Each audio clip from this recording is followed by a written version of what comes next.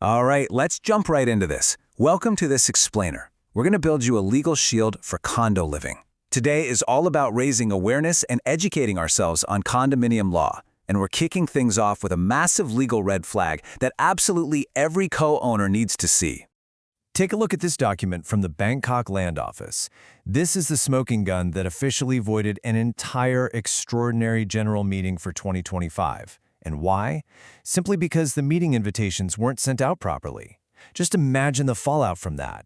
We're talking wasted time, blown budgets, and worst of all, literally every single decision made that day became legally null and void. The sheer scale of that kind of damage is just off the charts. So, here's our roadmap for today. We'll cover the root of the problem, reusing voided resolutions, laws around raising common fees, proxy form cautions, voting transparency, and finally, the overall risks and our conclusion.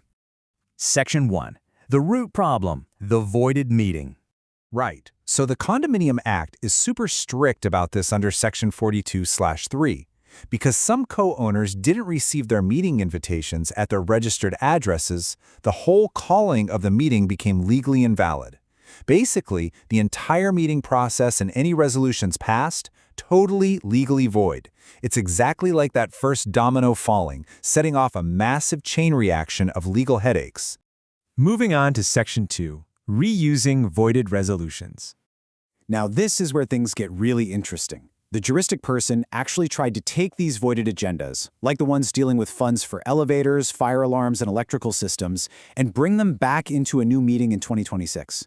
Their fix was to just ask the co-owners to vote to certify the old invalid decisions. But you gotta ask yourself, does the law actually let you resurrect a dead, illegal resolution like that? Absolutely not. There is no way you can retroactively legalize an illegal meeting. It just doesn't work that way. The only legally safe approach here is to start from scratch. You have to propose them as brand new agendas, provide new reasoning, and draft completely new supporting documents so the owners can actually make a fresh decision. Just look at Supreme Court precedent 1661/2534. It clearly states that certifying meeting minutes only confirms the text is accurate. It definitely does not magically cure an illegal meeting and make it legal. Trying to cut corners like that just leaves the condo wide open to more lawsuits and even worse financial damage down the road. Let's jump to Section 3, the laws around common fee increases. This one hits everyone right in the wallet, right? Looking at Agenda 12 from the 2026 invitation, management is trying to get approval to raise the common area fees, which are currently sitting at 30 baht per square meter. But here's the massive legal hurdle: voter turnout. A lot of management teams fall into this trap.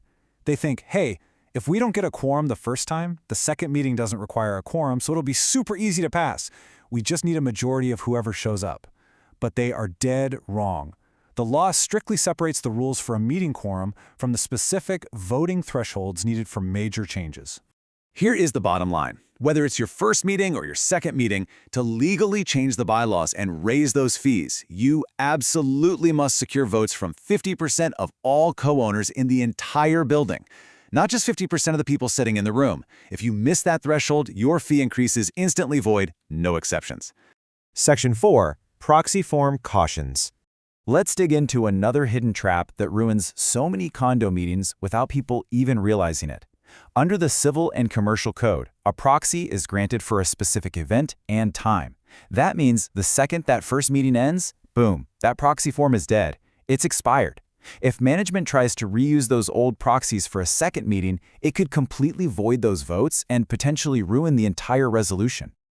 Moving on to Section 5, transparency in vote counting. All these legal nuances eventually come down to the physical act of voting, right? And if there isn't trust here, you're asking for trouble. To protect the integrity of the vote, owners should never ever allow security guards, maids, or staff to walk around collecting ballots in bulk to drop them in the box. Legally speaking, one person drops one ballot. It's that simple. The bulletproof, dispute-free way to handle this is having owners drop the ballots themselves. As soon as voting closes, open that box immediately in front of everyone, no back rooms. Announce the numbers, and, critically, make sure you clearly separate the in-person votes from the proxy votes. Everyone needs to be able to verify the math so they can trust the outcome. Finally, Section 6, risks and our conclusion. Based on Supreme Court precedent 1538/2514, the courts have made it undeniably clear a flawed process equals a voided result. The damage here isn't just about a piece of paper. When management tries to cut corners, they risk locking up the maintenance funds, sparking years of grueling legal battles, and draining the condo's cash on pointless attorney fees. Which leaves us with one crucial, urgent question to ask yourself before your next condo meeting. Are the people managing your building actually following the law? Or are they cutting corners and steering your home straight into a catastrophic, incredibly expensive legal disaster? It's time to demand transparency. Thanks for tuning in and stay protected out there.